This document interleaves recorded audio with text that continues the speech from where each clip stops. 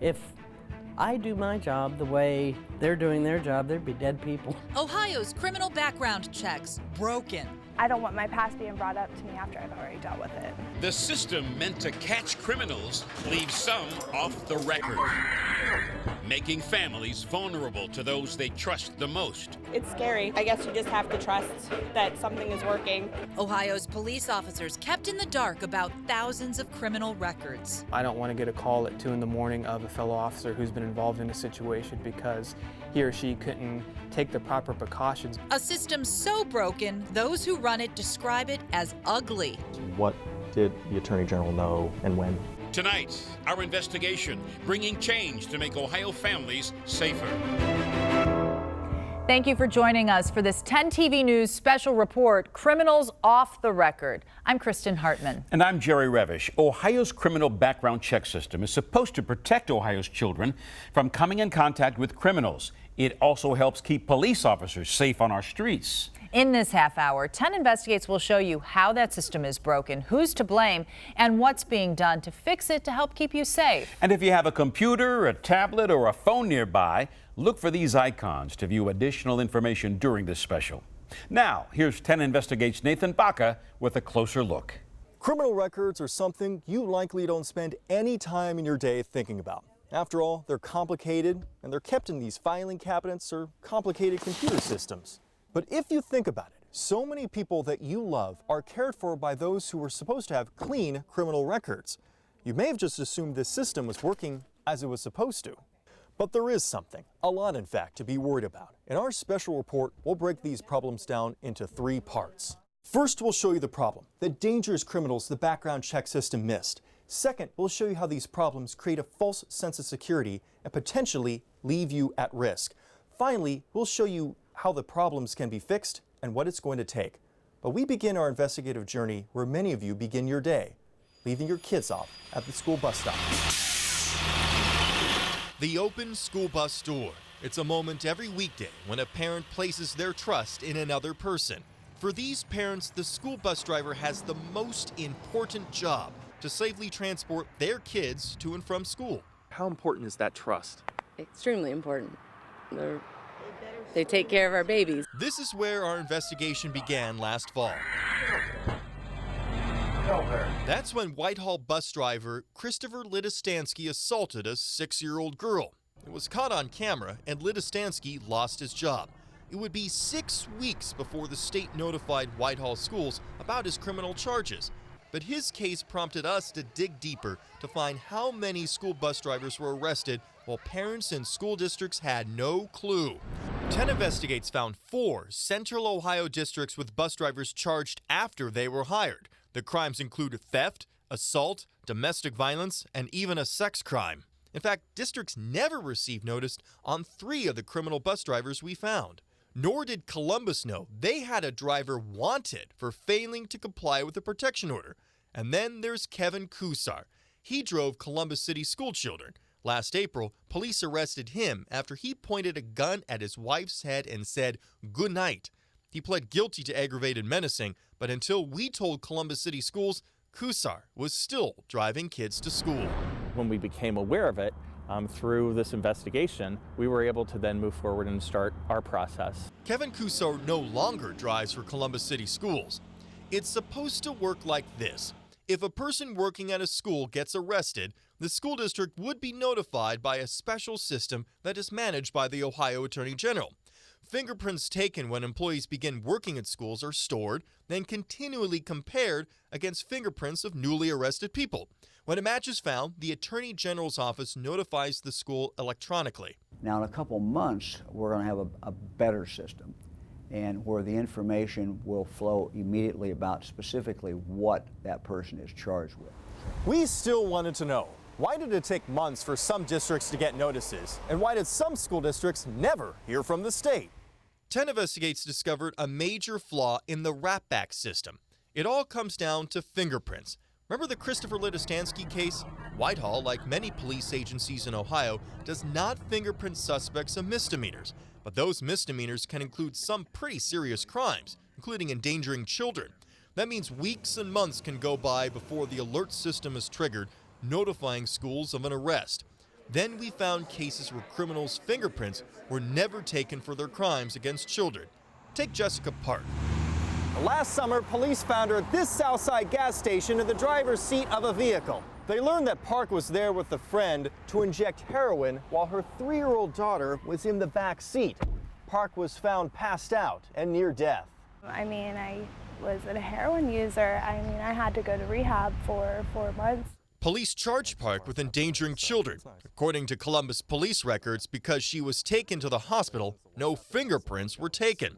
When her conviction was sent to the state last November, even with her social security number, there was no record of her arrest because those fingerprints were missing. I don't want my past being brought up to me after I've already dealt with it. Now, the reason why we bring up people's criminal past isn't to harass them.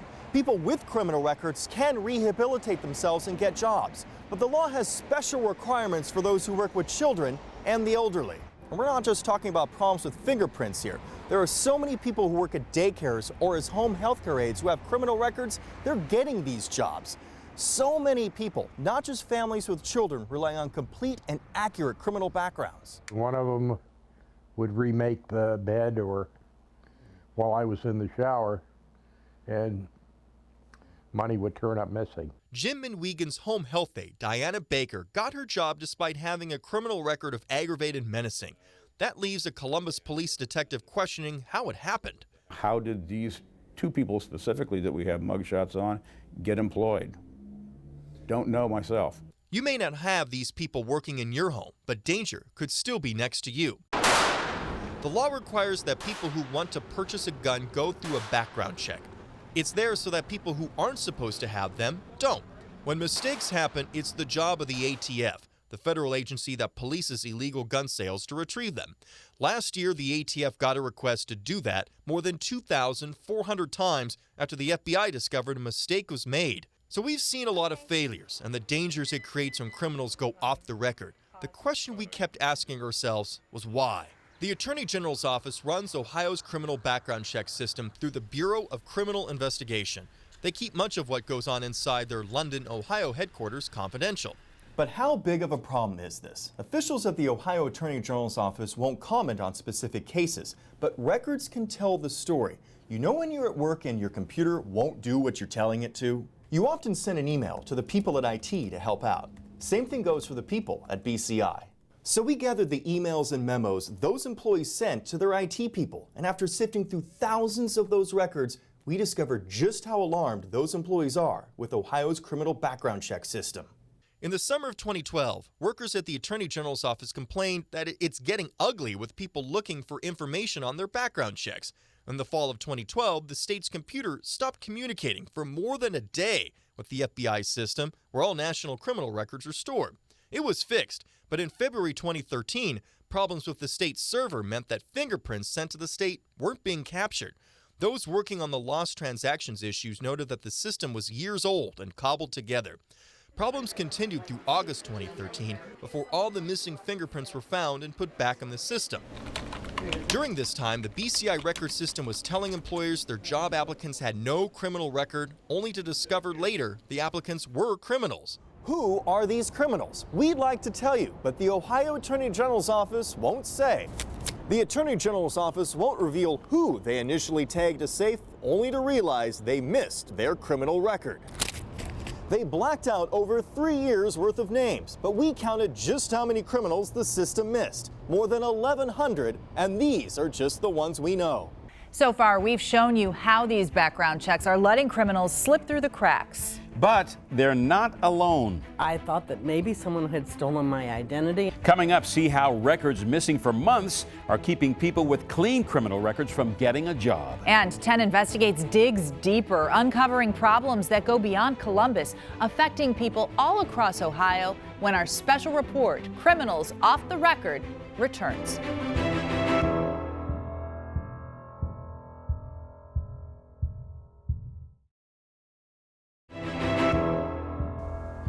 Welcome back to a 10 TV News special report, Criminals Off the Record. I'm Jerry Revish. And I'm Kristen Hartman. Before the break, 10 Investigates revealed the existence of thousands of missing criminal records. Those records form the backbone of what keeps criminals away from Ohio's children and the elderly. But as 10 Investigates Nathan Baca shows, the system meant to keep this from happening is collapsing despite years of warnings. Just think about it. Very personal details about you and everyone around you goes through network computers like these all the time. Fingerprints, police reports, court records, all stored inside computers can tell you about people's criminal pasts so we can protect ourselves in the present. Even if you don't have a criminal record, you can hardly get a job these days without a background check. So we'll continue our investigative journey by showing how some courts are to blame for the broken criminal background check system. Nora Lima always wanted to be a nurse. Prized possessions. She just waited until she was 58 to work on that dream. The nursing bag. Lima graduated from nursing school June 2012, but she couldn't take her nursing board exam until October because of a 4-month delay in her background check. Emails obtained by 10 Investigates shows the nursing board says they didn't receive Lima's information from the Bureau of Criminal Investigation. BCI is part of the Ohio Attorney General's office. I thought that maybe someone had stolen my identity and had committed crimes or something using my identity, because surely it wouldn't take that long. During that delay, Nora watched her training and her dreams of being a nurse slowly slip away. When you see this email, how does it make you feel? Really mad. If I do my job the way they're doing their job, there'd be dead people. Lima's case was not the only one. 10 Investigates found at least 300 other emails detailing delays in getting nurses clearance to take their final exams. And this problem does not just affect nurses. More internal emails from the group running Ohio's criminal background checks show the scope of the problem. One supervisor wrote, "Today I am getting numerous calls from upset teachers that their results are still not at the Ohio Department of Education." That supervisor added, "This is extremely important because it is affecting a lot of teachers." I think it's a travesty. Undercover private investigator David Conley runs background checks for numerous Ohio companies. Conley recalls the problems created when local accountants tried getting required background checks to apply for jobs. And it dragged on for 4 or 5 months. And they kept being told by the accountancy board they never received it. They would call us, they would call BCI, and they were getting the run around it. It's an unfortunate deal. Why were people with no criminal record finding it so challenging to be able to get background check clearance to get jobs? To find the answer, we flipped the question. Why were people with criminal past finding it so easy to get clearance? For some, the answer was here at the local courthouse. Guy Ferguson is Clark County's municipal court clerk. One of his responsibilities is to make certain that when a person gets convicted of a crime in court, the state background system is aware of that conviction as quickly as possible. Ferguson thought his records were sent without a problem, that is, until he got a call from BCI. They had not received any data from us since August, and our records indicated that we had sent the information to them through October, but had not received any confirmation. Ferguson thought he fixed the problem with a new way of sending the background check files, but then BCI changed the way they accept court records last summer. So they changed the system, but they didn't tell you about it. Yeah, when they changed it the second time. This problem wasn't limited to just Clark County. Technical problems prevented Franklin County records from being included in the state system. Cincinnati's Hamilton County went dark a total of 5 months. Several other counties failed to send in felony conviction records to the state for months. And there's another problem in getting clear and accurate background check information. The Attorney General's office looked at the courts this January. They found only these 18 counties in green send both misdemeanor and felony records electronically. Courts in Columbus, Toledo, and Cleveland, at least periodically, still send their records by mail. But criminals move faster than the mail. That and the numerous computer errors leaves police officers on the street relying on outdated information. Sergeant Vincent Shirey is with Ohio State Highway Patrol. If I'm making a traffic stop and I'm stopping an individual, I need to know in my cruiser as soon as I can if that individual has a felony warrant, if he has gun charges. In the Cleveland area, often Ohio's largest producer of criminal records, the problem is worse. Up until April of this year, Cuyahoga County court officials say they never knew that records they were sending had errors and weren't being added to the state's system. 10 Investigates was joined by the Columbus Dispatch in scrutinizing internal emails from the Attorney General's office. Reporter Randy Ludlow explains how the Attorney General's office deals with missing criminal records statewide. BCI employees spend countless hours on the phone trying to contact the courts to learn if there's been a conviction accompanying that arrest. And somewhat ironically, in several cases, they have to resort to using the court's own website to see if there's a conviction, much as the public would do. That time-intensive process of checking court records also costs money. In 3 years, BCI spent $3.4 million in overtime for its 70 background check employees. Dr. James Wayman of California's San Jose State University has sounded the alarm on failing background check systems for years. You keep asking the system to do more and more, faster and faster, and the system wasn't designed to do that. These systems break down quite regularly. They need to be regularly maintained, but not only that, they need to be replaced. So the problems were clear. Missing records, computer failures, all leading to Ohio's criminals getting off the record. But the question remained, what could be done to fix this? So we've shown you the problem, but what's being done to fix it? When we return, we'll show you what action the state is taking. I'm appalled that we're going to wait another 2 years to ensure that the system is fixed. And see why some say change isn't coming soon enough. And don't forget, you can chat online with our investigators right now on Facebook and Twitter. Just use the hashtag #BrokenTrust.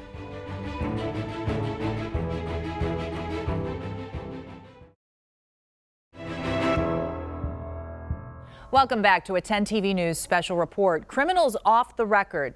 I'm Kristen Hartman. And I'm Jerry Revish. Before the break, 10 Investigates revealed how mistakes in the criminal background check system delay law-abiding people from getting jobs. And they also showed how criminals go off the record when local courts leave holes that last for months. 10 Investigates' Nathan Baca concludes our special report discovering ways these problems can be fixed.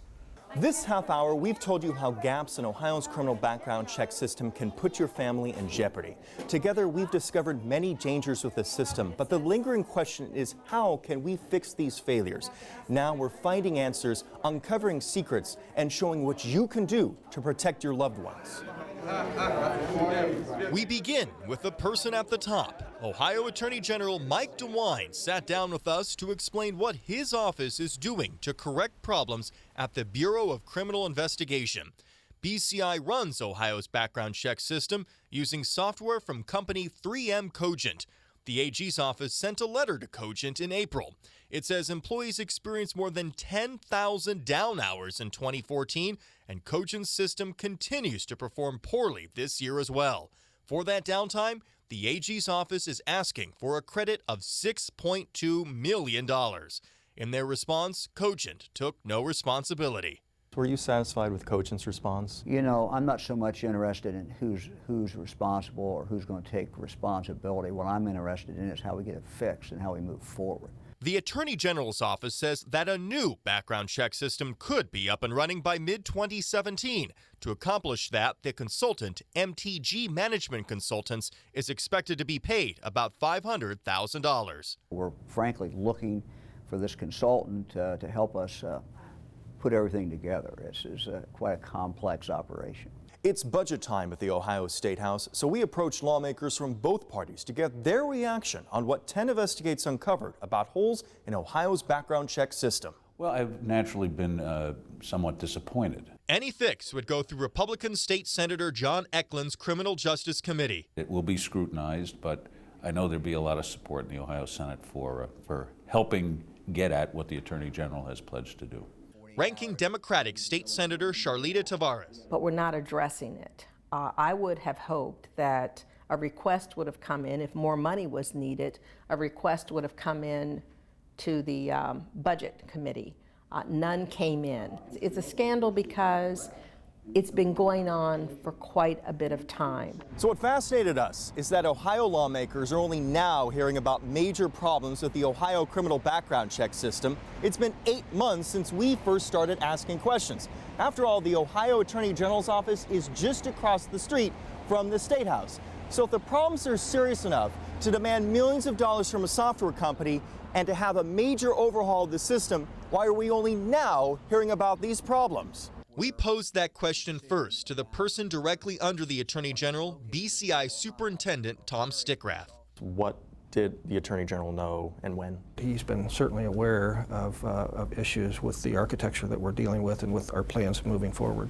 At a recent event, Attorney General DeWine tells us he's written memos demanding urgent fixes. My staff knows, and the memo certainly reflected my sense of urgency, that it's important for us to be able to constantly provide the data that is needed by law enforcement agencies. We asked the Attorney General's office for those memos during his 5 years as head of this office, but his office told us that no such memos exist. The Attorney General has also told us that millions of dollars have been spent to improve computer systems at BCI. We're in a situation where we're fixing it. We've already spent millions of dollars to fix the IT in the office because we know that law enforcement depends on it. But we asked to see how those millions of dollars were spent. We received no records. Thirdly, the Attorney General repeatedly says only a small number of employers were affected by background check errors. Last year, 1.3 million criminal records that we reported back. I think there were 195 that we reported back. A person had no criminal record. We found out that they did. We asked for a list of employers given incorrect information about criminals they didn't know they were hiring. The Attorney General's office told us, once again, no such records exist. After 10 Investigates began airing its findings this spring, those who have worked with the system began to talk. We heard current employees want to talk too, but can't due to their security clearance. Their association president, though, wanted to speak on their behalf. A lot of the calls that we are getting in currently, I mean, it talks to lack of manpower. It talks about a broken system that's been broken for quite some time at BCI. Another problem to confront are the missing records created when local courts fail to send them to the state. Ohio court clerks met mid-May in Columbus. BCI employees came to discuss ways to fix problems, but that BCI employee refused to speak to the clerks about background checks if our cameras were inside. Is there any chance that afterwards we can... We thank you for coming, but I'm afraid that the doors will be closed. So elected officials met with a public agency to discuss ways to work a taxpayer-funded system, all in secret. Criminal records are something you likely don't think about. That is, until a broken system delays your job application or can leave a sex offender caring for your child. So, Nathan, what can people who are watching this report do about the problem? Well, there are ways you can get around some missing records by doing your own record search. Now, there are common pleas, municipal and mayor's courts that all have their own records, and each jail also has arrest records. We show you how you can find those step by step on our website, 10tv.com/brokentrust. But experts say one of the best ways to avoid becoming a victim is to know the people who worked with your loved ones. Questioning caregivers can give your family an extra layer of security. Always a good reminder, always a good piece of advice. Thank you, Nathan. And thank you for joining us for this special report. 10 TV will continue to monitor this vital system to make sure criminals don't remain off the record. Good night.